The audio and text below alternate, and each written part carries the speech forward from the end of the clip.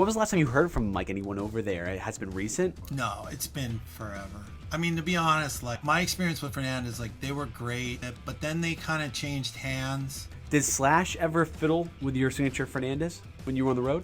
No, He wouldn't touch it. no.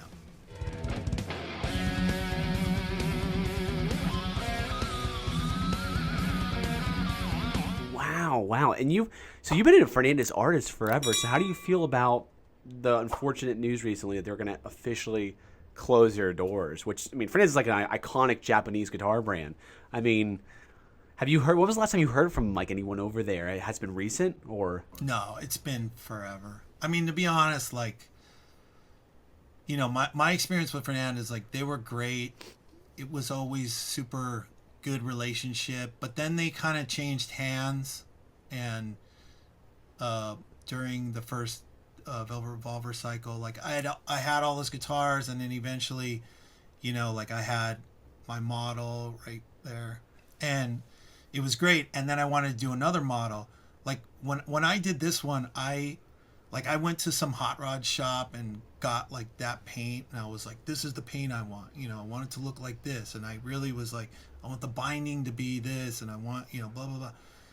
And then I did the blue one, and I remember like I said I want it to be exactly the same but blue. I want the cream binding. I want blah blah blah. And then they, you know, I remember like going to see the prototype, and it had black binding, and I was like, no, I said like I wanted this, and this, and they're like, whoa. And I was dealing with different guys now, and I'm like, you know, it was like, it just bummed me out, because it was like they changed the design, and then I was like, well, I don't want this, and they're like, well, we already kind of started producing it. And I remember playing it, and I was like, this doesn't play as good as the other one. They're like, I'm like, this is not right. And they're like, oh, well, we switched, you know, manufacturers from like Korea to China, or vice versa, or whatever. And I was like, dude, I'm not putting my name on this. Like, I don't want to really do this. And they're like, oh, well, we'll fix it. And then they fixed it. But from that point on, it really kind of soured me on not the brand. Like, the guitars are fine, but like, you know, just dealing with them as a company at that point. yeah. So that's when like the second album, you know, happened, and then Brendan turned me on to those Gibson 345s, and then you know, Slash was obviously with Gibson, and I met some dudes there, and they were like, check this guitar out, and they gave me that guitar, you know, and I was like, oh, this is, well, I was like, you know, this is my new guitar, and so, you know, it just made more sense. It was just natural to go to Gibson. Yeah. Did Slash ever fiddle with your signature Fernandes when you were on the road? No. He wouldn't touch it.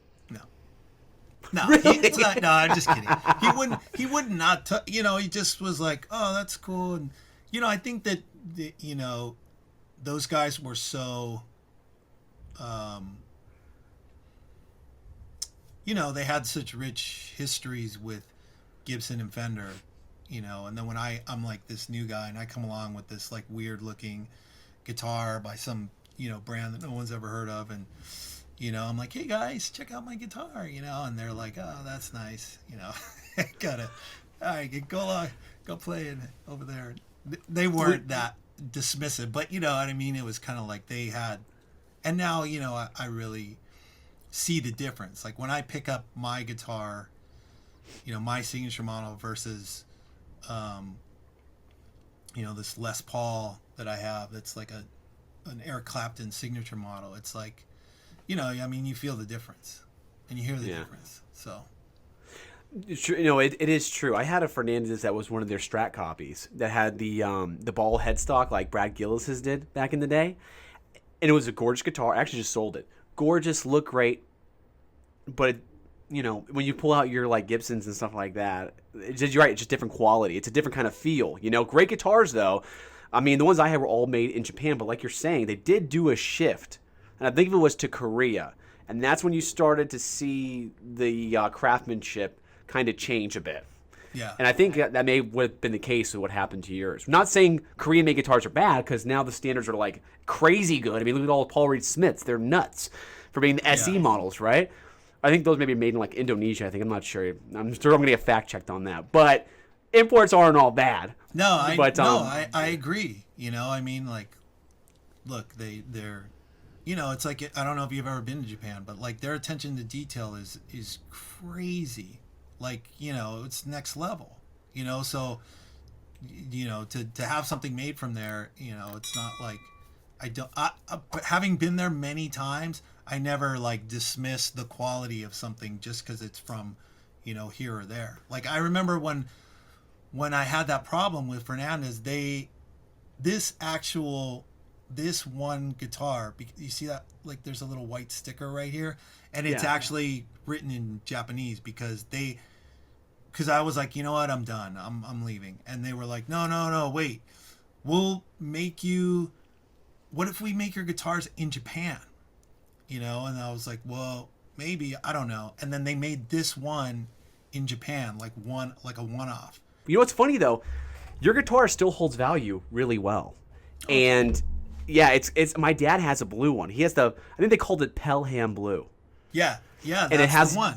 But it's got black binding, and it's like not what I wanted. Well, you know what? I don't remember if his was Korean or Japanese. It has the sustainer though, which is what. Listen, that's what everybody wants when they buy Fernandes. They want that sustainer in the neck, you know? Sure. And those are a little harder to come by. But, yeah, I know, because they just announced they're finally done. And I just think, man, yeah, that's the end of a Japanese icon for guitars, because they were killing it, I think, in the 80s. They had Jakey Lee. I mean, they had you. They had Brad Gillis, Adrian Vandenberg, Kurt Hammett was playing them. Yeah. Robert Trujillo had his model. Robert Trujillo, there you go. I found an ad, dude. I found an ad recently. It's just me and Robert, you know, in a Fernandes ad. What? Yeah. Really?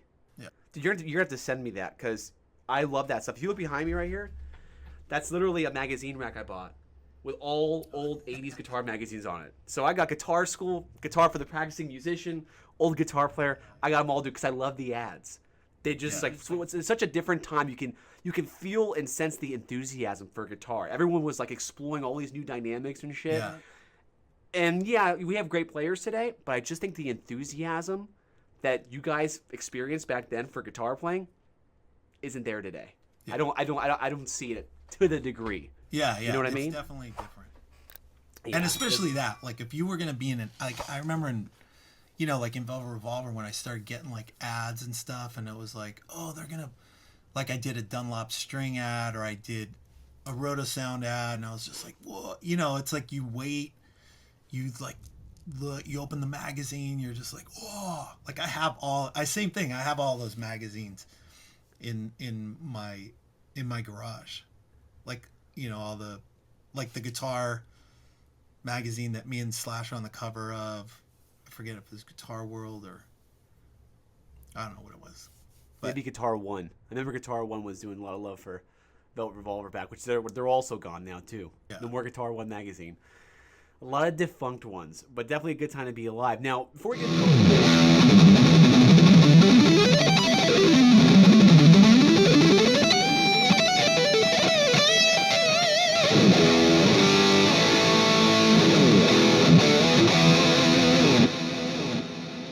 how do you pay tribute to one of the greatest guitarists from one of the greatest rock bands of all time? In collaboration with the mighty Sam Hill Customs, Masters of Shred proudly brings to you the limited edition Super Halen 1x12 stack. Each cabinet is scientifically crafted with the highest grade materials to give you that monstrous tone that will light up the sky. Hand signed and dated by Sam Hill himself, these limited edition amps are limited to just 50 pieces. Draped in the pages of a vintage 1990 Van Halen comic book, the Super Halen is a showpiece that can rock like no other. Each cabinet comes fully loaded with a 12-inch USA-made Green Beret speaker, a total upgrade from the Celestion G12M greenbacks that we've become so accustomed to. Each cabinet is closed-backed just like Eddie's, but we also offer open if you desire. With no two finishes being the same, you can be assured that your Super Halen amp is one of a kind. Visit www.mastersofshred.com now to reserve yours today before you can't get this stuff no more.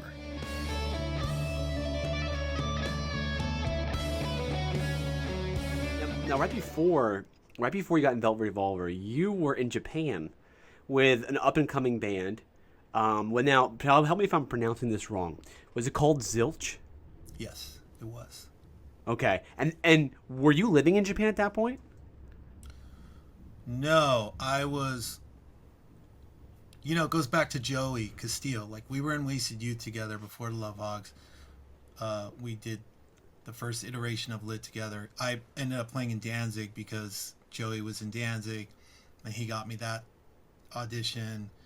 I played in this band Sugartooth that Joey was in, and then he was doing Zilch, and he suggested me, and then I came in, and then we went on tour and did like 3 weeks, I think, in Japan. It's a really long story, dude. It's probably not like, it's like a whole podcast. Okay, well, I got to ask you this then. If that's the case, when I read about that, I heard about that, I said, is that where he got introduced to Fernandes Guitars? Believe it or not, I was already endorsed by Fernandes at that point. And it was through this guy, Scott Uchida, that used to work at Dunlop also. But he, and I think the guy that now works at Arcane, that makes those pickups, Rob, they were all like Fernandes guys back in the day. And they were like trying to, get the word out. And they would, and I remember like in Sugartooth, I had, one of those Fernandes tellies. And so they were trying to do that, and they knew Bobby at Mates, and it was all kind of in the same, rehearsal studios where everyone rehearsed. And so, it was just a coincidence. And the guy who recorded the Zilch record was this guy from ex-Japan named Hide, and Hide had passed away, and then I don't want to say I replaced him, but I was, playing all his parts and everything. But he was the biggest Fernandes endorsee ever in the history of. And when he died, I think they sold it was 30,000 signature models the day he died. Like Michael Jackson of guitar players of Japan. Isn't that crazy? And we would hear nothing about him here, essentially. Yeah, I've never. Dude, I remember when he died, my uncle, and I was telling my uncle, like, oh, I'm going to Japan, and it's this guy Hide, and I had never heard of him. And my uncle was like, who's like a librarian at some college, and he was like, I just saw his funeral on CNN. Like, that's how big he was. Like, it was like crazy.